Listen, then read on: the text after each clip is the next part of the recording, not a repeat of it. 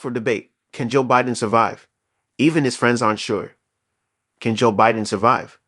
3 days after a disastrous performance by the president in the first 2024 campaign debate, many Democratic strategists, office holders, donors, pundits, potential rivals, and longtime friends still aren't sure.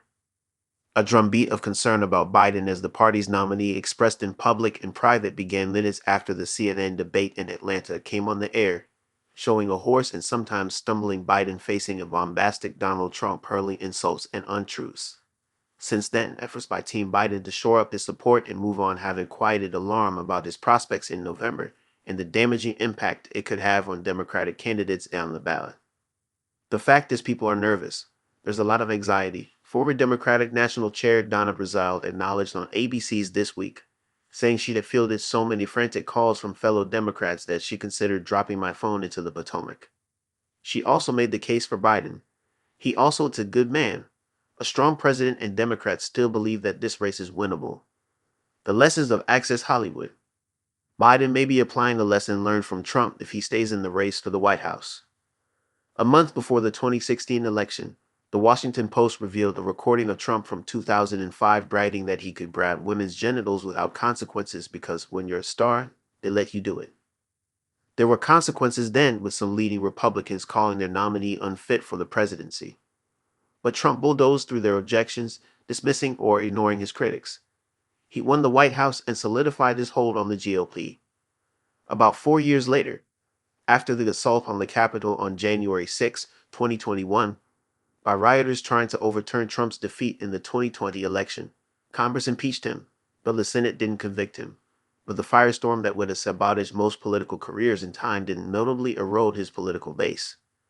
That said, a CBS News/YouGov poll taken Friday and Saturday showed how the debate had exacerbated the 81-year-old Biden's biggest vulnerability, his age.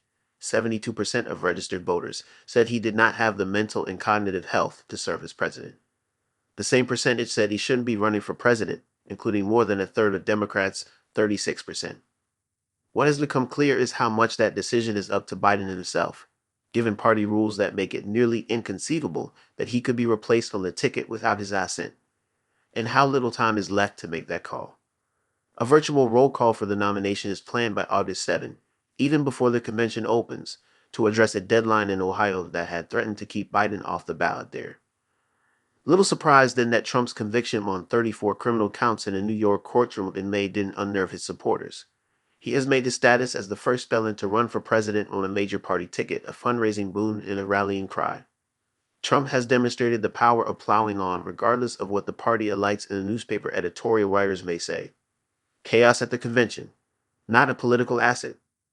Biden has insisted that he will continue his campaign. When you get knocked down, you get back up, he declared to cheers at a rally in Raleigh, North Carolina, the day after the debate. But holding the nomination is easier than winning the election.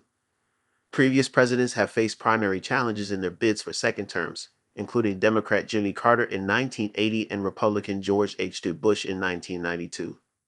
After messy conventions that underscored party divisions, both won the nominations but lost the elections. This year, Biden had no serious primary challenger in a party united by its opposition to Trump. That means almost all of the 4,672 delegates expected at the convention in Chicago are pledged to him, although that commitment is not a binding one. It also means there is no ready alternative, raising the possibility of a brutal floor fight.